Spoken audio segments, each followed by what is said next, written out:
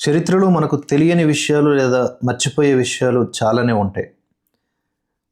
July 26 Kargil Vijay Divas. నిజానికి ఆ రోజును మనం ఎందుకు గుర్తుపెట్టుకోవాలి? మన జవాన్లు ఎన్ని ప్రాణత్యాగాలు చేసి పాకిస్తాన్ని తుత్తునియలు చేశారు, ఇవన్నీ కూడా చాలా ముఖ్యం. చరిత్ర గతము అవసరం లేదు, గతాన్ని పట్టుకుని వేలాడితే ఏమొస్తుంది, భవిష్యత్తు ఉండదు అని మాట్లాడతారు కొంతమంది మూర్ఖులు. కానీ గతం మరిచినవాడు లేదా చరిత్రని మరిచినవాడు చరిత్రహీనుడవుతాడు. ఒక రకంగా వైద్య పరిభాషలో గతం మరిచినవాడు పిచ్చోడు. కనుక అలాంటి ఫాల్తూ మాటల్ని మనం పట్టించుకోక్కర్లేదు. విజయ్ దివస్ సందర్భంగా 27వ విజయ్ దివస్ సందర్భంగా రాజ్నాథ్ సింగ్ గారు చాలా కీలకమైనటువంటి వ్యాఖ్యలు చేశారు.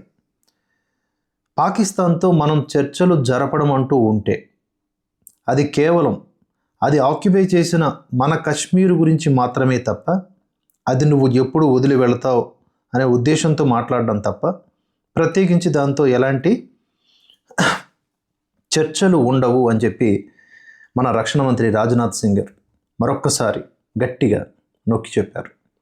ఎందుకు ఈ మాట ఇన్ని సందర్భాల్లో చెప్తున్నారంటే, ఇదే పాకిస్తాను ఉగ్రవాద దాడులు చేసినా కూడా అప్పట్లో ఈ సోనియా గాంధీ అండ్ కాంగ్రెస్ హయాంలో, యూపీఏ హయాంలో మరుసటి రోజే శాంతి చర్చలు అంటూ పాకిస్తాన్తో కూర్చునేవారు. మరి కొద్ది నెలల గ్యాప్ మళ్ళీ పేలుళ్ళు, మళ్ళీ చావులు, మళ్ళీ వాళ్ళతో ప్రేమ కబుర్లు. మణిశంకర్ అయ్యర్ లాంటి వాళ్ళందరూ కూడా పాకిస్తాన్ ప్రేమికులు చేసేదేంటి అప్పట్లో? ఈ కపిల్ సిబాలు వీళ్ళందరూ కూడా సన్నాయి నొక్కులు నొక్కేవాళ్ళు. దాన్ని ఒక మతానికి ఆపాదించటం అనేది కూడా చేసేవాళ్ళు కాదు. కసబ్ అటాక్ని ఏకంగా ఉగ్రవాదులు హిందూ ఉగ్రవాదం కింద మార్చేద్దామని చూశారు. కసబ్ ప్రాణాలతో దొరికాడు కాబట్టి సరిపోయింది, కానీ వాడి చేతికి కట్టుకున్న ఒక అంటే హిందువుల సంప్రదాయానికి తగ్గట్లుగా ఉండేలాగా ఒక తాడు, ఆ కాషాయ తాడు, ఆ తాడును బట్టి అతడు ఒక హిందువు అనేలాగా పోర్ట్రే చేయాలని చాలా ట్రై చేశారు. హిందూ ఉగ్రవాదం అని ఫస్ట్ టైం ఈ చిదంబరం అనే వ్యక్తి ప్రపంచానికి పరిచయం చేశాడు. హిందూ ఉగ్రవాదం ఉంటుందా అసలు? హిందువులు ఉగ్రవాదులైతే మెజారిటీగా చెప్పుకునే హిందువులున్న ఈ భారతదేశంలో మైనారిటీలు ఎలా ఇన్ని హక్కులతో హాయిగా బ్రతకగలుగుతున్నారు, ఎలా మత మార్పిడులు చేసుకోగలుగుతున్నారు, వాళ్ళ యొక్క మత మార్పిడి మార్కెటింగ్ని పెంచుకోగలుగుతున్నారు? ఇవన్నీ మాట్లాడుకోవాల్సినటువంటి అంశాలే, నిరంతరం జ్ఞప్తికి తెచ్చుకోవాల్సిన అంశాలే, మన నెక్స్ట్ తరానికి అందజేయాల్సిన అంశాలే. కనుక ఈ సందర్భంగా కార్గిల్ విజయ్ దివస్ అనేది ఈ కాంగ్రెస్ పార్టీ అసలు జరుపుకోలేదనే విషయం కూడా మనం గుర్తుపెట్టుకోవాలి. అటల్ బిహారీ వాజ్పేయి గారి హయాంలో జరిగినటువంటి యుద్ధం, కార్గిల్ యుద్ధం, అప్పుడు మనం గట్టిగా ప్రతిఘటించాం.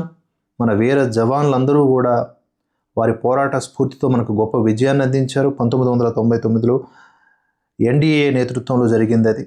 ఆ తర్వాత 2004లో కాంగ్రెస్ ప్రభుత్వం అధికారంలోకి వచ్చింది, యూపీఏ. 2004 నుంచి 2009 వరకు ఏ రోజు కూడా అధికారికంగా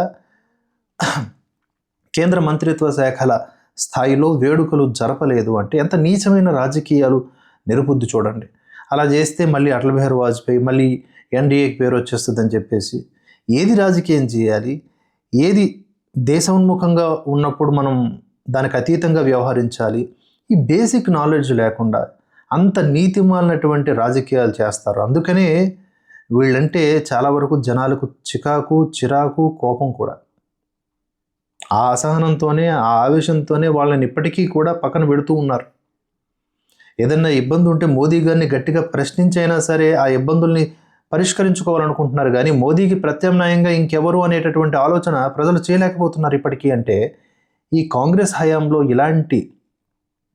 ఇలాంటి దారుణాలు జరిగాయి. కాబట్టి కనీసం ఈ విజయ్ దివస్ అనేది 2004 నుంచి 2009 వరకు జరుపుకోకపోగా ఎందుకు మీరు జరుపుకోవట్లేదు అంటే, అప్పటి కాంగ్రెస్ నాయకులు కార్గిల్ యుద్ధం అనేది ఎన్డీఏ ప్రభుత్వ రాజకీయ విజయం లేదా అది వైఫల్యం తప్ప దాన్ని సంబరంగా జరుపుకోవాల్సిన అవసరం లేదు అంట.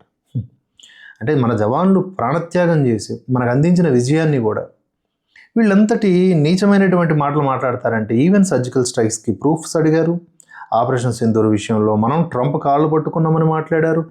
అరే మీరు అక్కడ ఆర్మీ జవాన్లను, మన భద్రతా వ్యవస్థని కించపరుస్తున్నట్లు పాలకులు మారిపోతూ ఉంటారు, కానీ ఈ వ్యవస్థలు అనేవి శాశ్వతం కదా, వాటికి మనం రెస్పెక్ట్ ఇవ్వాలి కదా, అవి శాశ్వతమైనటువంటి స్వతంత్ర హోదా కలిగినవి కదా. అయినా సరే ప్రజల్ని ఏదో ఒక విధంగా తప్పుదారి పట్టించి తమ యొక్క రాజకీయాల్ని మాత్రమే బాగుపరుచుకోవాలని చూసేటటువంటి ఇలాంటి జాతీయతా భావం లేని, దేశభక్తి లేనటువంటి పార్టీలను మనం చూస్తూ ఉన్నాం. దేశభక్తి కలిగి ఉన్న బీజేపీని కూడా చూస్తూ ఉన్నాం. అందుకనే రాజ్నాథ్ సింగ్ గారు ఒకటే అంటారు, పాకిస్తాన్తో ఈ ప్రేమ మాటలు, ఆ కబుర్లు, సొల్లు కబుర్లు ఏముండవు, ఉంటే గింటే అదిగో మా కాశ్మీర్ని నువ్వు ఆక్యుపై చేసుకుని కూర్చున్నావు, అక్కడున్న జనాలు కూడా వాళ్ళని మన దేశంలో కలపాలని చూస్తున్నారు, కనుక నువ్వు మర్యాదగా ఎలాంటి షరతులు లేకుండా అక్కడ నుంచి వెళ్ళిపో, దాని గురించి మనం మాట్లాడదామంటే మాట్లాడదాం, అంతకు మించి నీతో ఈ సింధు జలాల గురించి కానీ లేకపోతే ఇంకొకటి నథింగ్ అంటే నథింగ్. ఇది పాకిస్తాన్ యొక్క తుచ్చమైన బతుకు, పాకిస్తాన్ని మనం ఎక్కడ పెట్టాలో అక్కడ పెట్టినటువంటి విధానం.